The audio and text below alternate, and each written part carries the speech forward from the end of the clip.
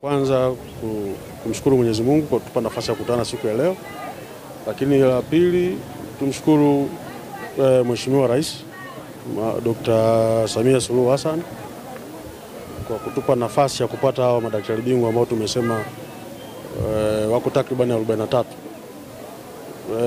Nianze tu kwa kuwapa taarifa wananchi wenzangu wa mkoa wa Tabora kwamba tumepata hii fursa kutoka kwa Mheshimiwa Rais. Tutakuwa na mabingwa wa takribani aina zote tunazofanya. Tunaye mpaka bingwa wa magonjwa ya afya ya akili ambaye kwa kweli tujawahi kuwa naye hapo kabla. Tunaye cardiologist, tunaye ENT na wengine wengi. Siwezi kuwamaliza wote kwa kuwataja hapo kwa haraka. Hii ni nafasi ya kipekee kabisa kwa wananchi wenzangu wa mkoa wa Tabora, waitumie.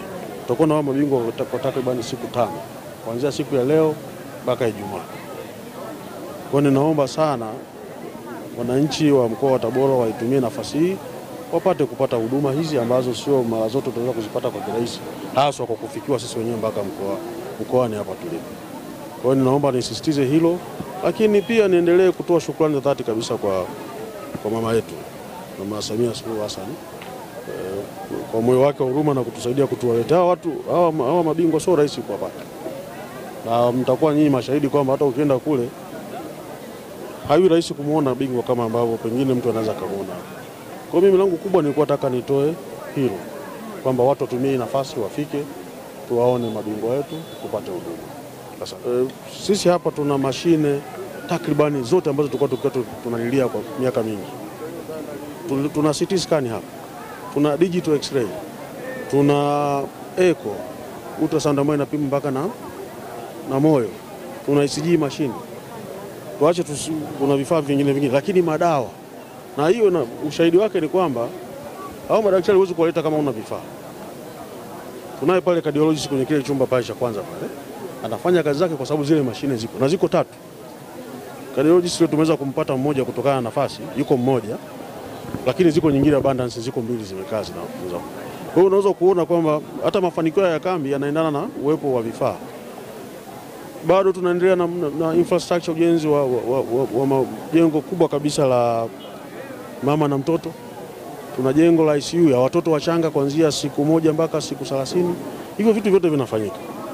Na mimi ninachokiona kwamba kwa sababu wakati mwingine tukumbuke kwamba hata kumpata daktari bingwa inachukua muda. Unaweza kuna watu wanasema mbona tuna bingwa 20 hapa mkoani?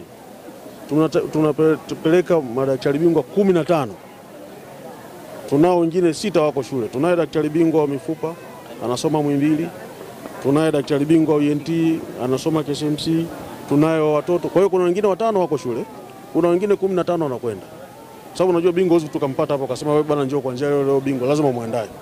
Kwa hiyo serikali inafanya maandalizi katika sehemu kuu 3. Watumishi, infrastructure na medical equipment. Tuachilie mbali madawa ambayo sisi tunapata madawa sasa hivi kwa zaidi ya 98%. Dokta, mnatarajia kuwa na wagonjwa wengi. Nyinyi kama hospitali mmejipangaje? Asante sana. Namba moja, kama mmeona sasa hivi tuna vyumba vingi za kliniki za kuonea wagonjwa. Sio kama zile za kawaida za kila siku. Tumeweza kuongeza na vyumba vingi zaidi, lakini tumepata tumesema tuna bingwa 43. Lakini kuna kada nyingine ambazo zinasaidia uwezeshi. Takribani jumla yake inakuja kumeki watu 55. Watu wengine 12 wameongezeka nje ya wale ambao tuko nao. Kwa hiyo nafikiri kama changamoto zitakuwa ni za kawaida za kibinadamu, lakini kwa maandalizi nafikiri tumekaa vizuri kabisa. Na pengine mnaweza kuwa mmekadiria malengo ni kuona wagonjwa ngapi? Kwa uzoefu mpaka tunamaliza hii kambi tunaamini tunaweza tukafikia wagonjwa takribani 2500 3000. Nafikiri itakuwa around hapo.